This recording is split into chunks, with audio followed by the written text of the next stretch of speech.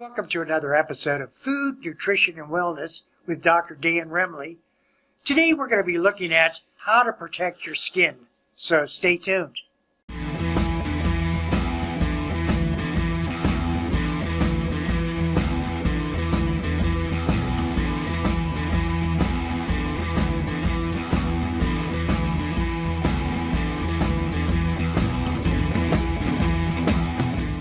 Welcome to another episode of Food, Nutrition, and Wellness with Dr. Dan Remley. Dr. Dan Remley is a field specialist with the Food, Nutrition, and Wellness program of the Ohio State University Extension program. Dan, I really enjoy your show. You have a lot of information, and today's subject I think is going to be very worthwhile when it comes to protecting us. Yeah, and I think that whether it be spring or summer or fall, this is still really relevant information. A lot of people, especially in the springtime, forget to put on their sunscreen and get really burnt, increase their risk for skin cancer, and that type of thing. So we'll talk about all that and just different ways to keep your skin healthy. You know, Dan, when I was a young lad, we would go to lakes and enjoy the swimming, and I would sometimes get a deep tan or I would burn my skin.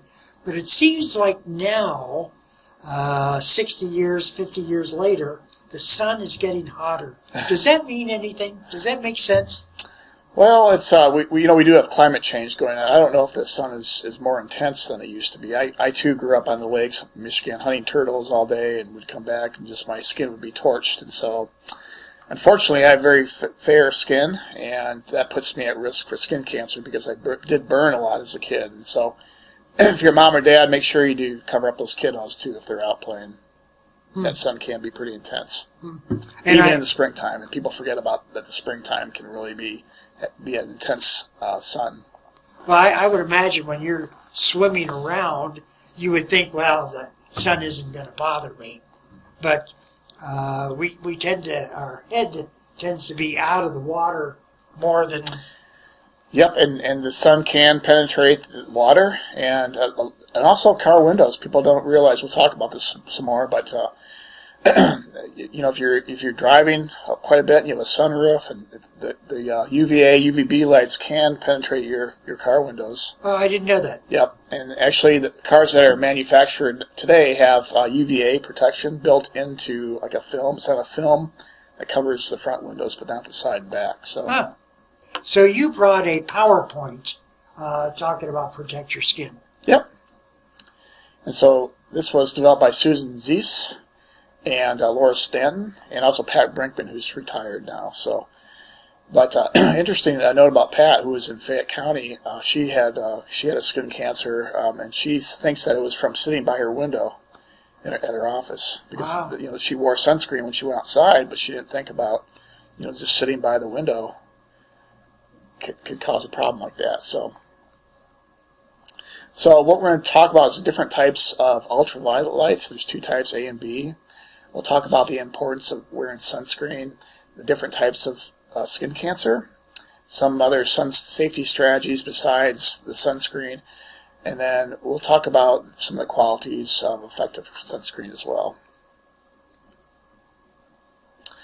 So your skin is made up of layers. There's like an outer layer, and then there's an inner layer, and there's two main types of ultraviolet radiation. There's ultraviolet A, and then there's ultraviolet B. And both types actually cause skin cancer. Now, ultraviolet A has longer wavelengths, and so they're able to penetrate down to your the middle layer of your skin. And those types of wavelengths cause wrinkling and premature aging of your skin.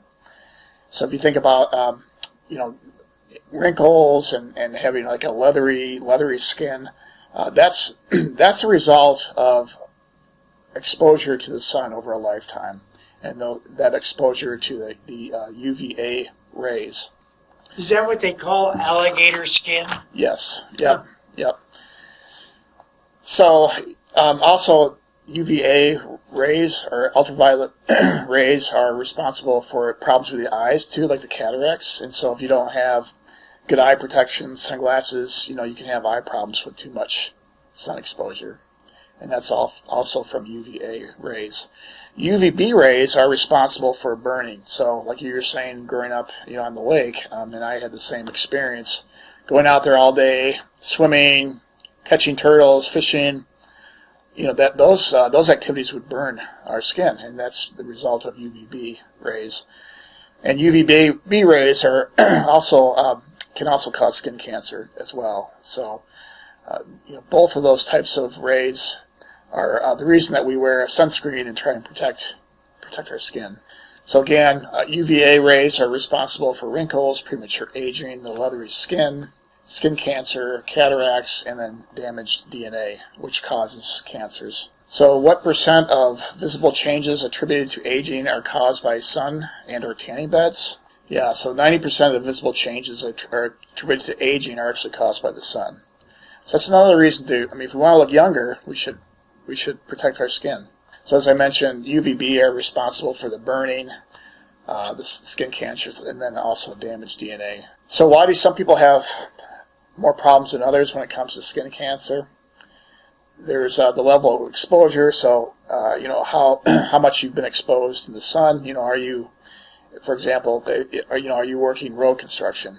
You have a lot more exposure to the sun that way than if you have a desk job. What type of skin color you have? Now, some people have darker skin than others, and so that can influence skin cancer and sun damage. Your age, obviously, and then your family history. So if you have a family history of skin cancer in your family, you're more prone to get it. Now, this is the UV index. Have you ever seen this? No, I have not. Okay. So it goes to, it's a scale of 1 to 10. 10 is the most severe UV, and so and 1 is the least severe. So in the winter months, we're at a 1 or 2. In July and August, we're more at 9s and 10s. And so really, if it's a 1 or 2, like when we think about the winter months and it's really cloudy out, rainy, you really can get away with not wearing sunscreen. But if it's 3 to 7, that's when we need to start, maybe seeking shade during the midday sun, maybe wearing some sun protection, a hat, sunscreen. If it's 8, 9, 10, that's when we really should just avoid being out in the sun during the midday from 10 to 4. If we do have to be out, make sure we definitely wear protection. So what UV index level do you need to use sun protection? Starting at 3. So anything above a 3, we definitely need to protect our skin if we're going to be out for long periods of time. And again, that usually starts around April. That's when the sun becomes more intense. Like this, third or fourth week of April is where we need to really start protecting our skin. A lot of people get burnt in the spring. They just forget, they're used kind of in that winter mode. It's sort of like I haven't put my winter clothes away even, So it's something to be mindful of. Dan, when I was a young lad, about 55 years ago, maybe 60 years ago, we never bothered with sunscreen. I'm just wondering why the push is so much today than it was 50, 60 years ago. Well, I think we're just more aware of the problem. And, even back, 40, 50 years ago when, a lot of people worked on farms, and you think about the farmer, they protected themselves. They wore that wide brim hat. So the knowledge has been around. You see people that, in the Sahara Desert, they cover their whole bodies up with clothing, and so people are knowledgeable. We may have not have had the same amount of knowledge about skin cancer as we do today. So it just kind of comes with understanding the problem and understanding risk. And, we do research studies and show the link between sun exposure and skin cancer. So again, this shows you, this is a map of the United States, and this is April. And you can see the UV index there. And the darker orange colors represent more intense sun. So, you go down south in Florida in April, you're obviously, you should wear sunscreen for sure. But you can even see Ohio, we're at, we're about at 4 or 5. So you can walk outside, and if you spend enough time outdoors, even on a chilly day like today, you can get skin cancer. But if it's cloudy, I don't need to worry about UV rays? Well, the clouds do give you some protection, but not total protection. So if you're outdoors still for a longer period of time, and even if it's cloudy, you can get a sunburn. So the EPA website does have lots of information about sun safety, and you can sign up and actually get email alerts, about the UV index, for example. Sometimes you'll see the UV index on weather reports too, so just be very mindful of that. You can put it on your smartphone. So the higher the rate, the more intense is the sun. Yep. And anything above a 3 should tell you if you're going to be out, for extended periods of time, more than 15 minutes or so, then you should wear some protection. So sunscreen versus sunshine. Vitamin D comes from the sun. Right. And there's a lot of misinformation out today, I think, on the internet that says that people aren't getting enough vitamin D. And vitamin D is really important for our health. It's thought to prevent chronic disease. It's really good for our bones and our teeth and our skin and all that. But we still should wear sunscreen because we'll still get some vitamin D from the sun if we have if we're wearing sunscreen. And we don't need much sunlight either to get vitamin D from the sun. And another thing about vitamin D is that it is found in a lot of foods. It's fortified in milk and some orange juices, salmon and fatty fish. So there's lots of ways to get vitamin D. You can also supplement with vitamin D. Talk to your doctor about that. But you don't have to go out and burn your skin to get vitamin D. So I don't know if you knew this, but 1 out of 5 Americans will develop some type of skin cancer. And there's 3 different types of skin cancer we're going to talk about. One is the basal cell carcinoma. The other is squamous cell carcinoma. And the most serious form of skin cancer is melanomas. So the most common form of skin cancer in the United States is the basal cell carcinoma. And this is very treatable if you catch it early. It has about a 98% cure rate. So just look for any spots on your skin that seem abnormal. A lot of people get it on their face because that's where we get a lot of sun exposure, on our noses and our lips and that type of thing. But it's the most common type of skin cancer. Squamous is the second type of skin cancer, and this is can be prevented by using less sunscreen. It can reduce the risk by about 40% or so. And also, if you use a tanning bed, you also increase your risk of developing the squamous cell carcinoma. And this is the melanoma, as I said earlier. This is the most serious type of skin cancer. And so this is like where you have a mole that's changed, has turned different colors. It can be found anywhere in the body. And they are linked with existing moles that you might have, but only about 20 to 30% of melanomas that are diagnosed are found on moles. So 70 to 80% arise on normal-looking skin as well. And about 80% of melanoma cases can be attributed to ultraviolet radiation from the sun or tanning beds.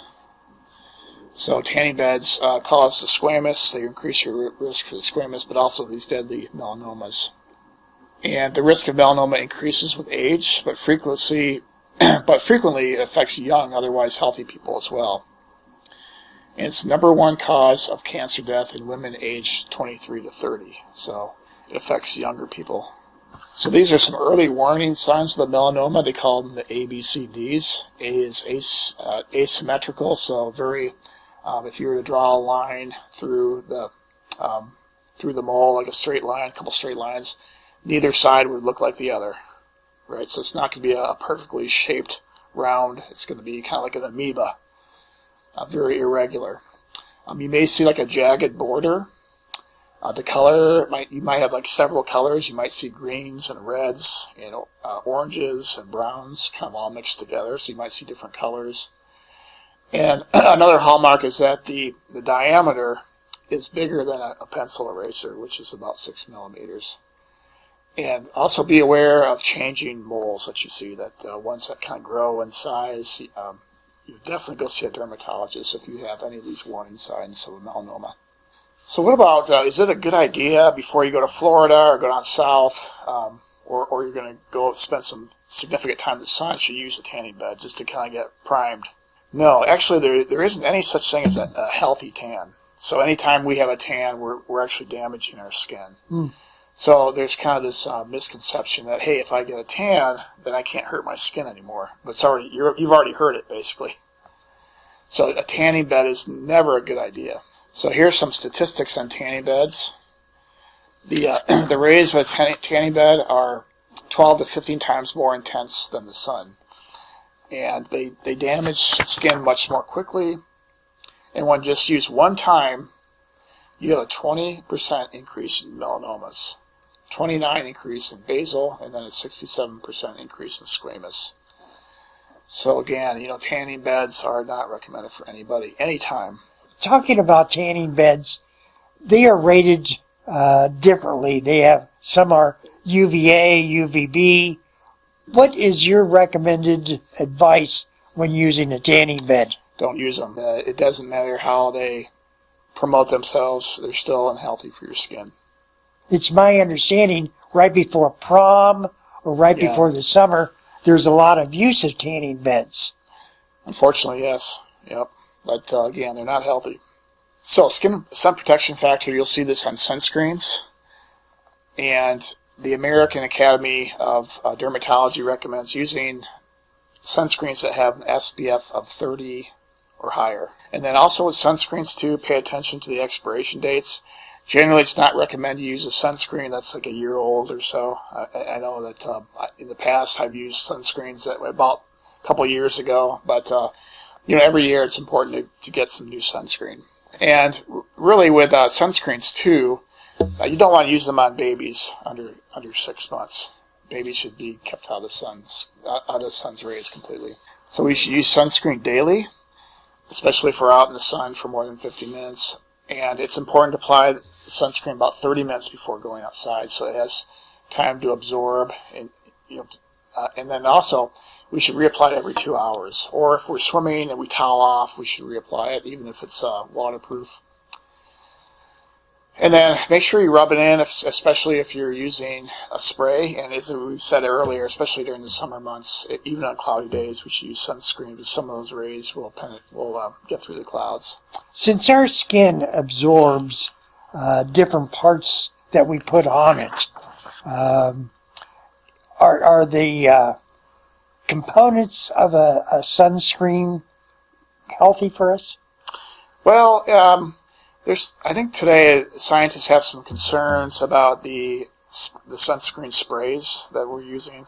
We definitely want to use, if we're using a spray, sometimes it's easier to spray the kids, but make sure that you're outside, you're in a well-ventilated area, so that you're not going to inhale the fumes. There are certain chemicals in sunscreens, and so there might be some risk for some health issues, but you kind of have to weigh that against the risk of skin cancer, which is very real.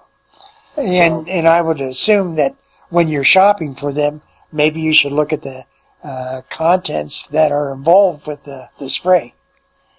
Yeah, there's a lot of chemicals. Again, I think the most important thing is if you do use a spray, use it outdoors. Don't use it inside. We don't want to inhale the sun sprays. The FDA is still doing research on the safety and efficacy of the sun sprays. Oh, okay. I've used them in the past. They seem to help me from getting burnt. But again, stay tuned on the sun sprays. We have creams, we have gels, we have lip balms. We have those are all very effective. And don't forget about your lips too. A lot of people will develop skin cancers on their lips, and so that's why using like a lip balm is important if you're going to be out in the sun as well. We really want to try to avoid the sun, especially in the summer months during the peak hours between 10 and 3, at least long periods. And again, if we're going to be out, put on that sunscreen half an hour before, reapply it every 2 hours, or if we're swimming, we towel off, reapply it. And then also we'll talk a little bit more about clothing too. Clothing can help protect us from the sun quite a bit. So that includes like hats and sunglasses and shirts and pants that we wear. Now, I don't know if you wear a hat, but the wide brim hat is what's recommended because that's going to protect not only our forehead but our ears and our neck as well. The baseball caps protect our forehead, but they're not going to protect our neck and our ears. And you can buy hats that have SPF in them, so they have sun protection factor, and so that's recommended. And also, you want to buy hats are tightly woven together, so they're not gonna, the sun can't penetrate them. Now, clothing, you can also purchase clothing that has SPF protection, and we actually recommend the darker color clothes. Darker color clothes will provide you more protection than light color clothes. And light color clothes actually reflect the sun into your face too. So the darker the better. Now, who wants to wear like a black shirt in the heat of the day, right? Because black also absorbs heat. So look for those medium colors like greens and reds and blues and those types of colors. And that's sort of like a medium that'll give you a lot of protection but won't be too uncomfortable to wear. I would imagine during the winter time when it is snowing that the sun does reflect off the snow. It can. You can get I've gotten sunburns in the winter time too, so that's a good point. Again, wear long shirts, long pants if you can, and you can buy clothing that has a UPF 50 or plus, so they have that sun protection factor in them. And then I did mention car windows too, so you can get a burn just by sitting in your car. And so manufacturers will put some protection in the front windows, but not the side and the backs too. So that's something to be aware of. Again, Pat Brinkman, my colleague who's retired in Fayette County, she used to have a Frisbee that would change color when it's exposed to UVA light, and she would put it in the front, on the dashboard, and it wouldn't change color, but she put it in the back near the side window, it changed color. So that just shows you that those windows weren't filtering out the light. During the summer months, if my window were down, my arm that would rest against the door would get a lot darker than the other. Yep. And that's how a lot of people will develop skin cancers on their forearms if they're driving a lot because of that too. Some people are very aware of the body. It's a good idea if you have a spouse or somebody in your family to do a body check. I've seen stories where like a spouse will mark moles on their bodies that they're unsure about. They'll just take a pen or a marker or something like that and draw. So they go and see a dermatologist. They can say, hey, what about this mole or that mole?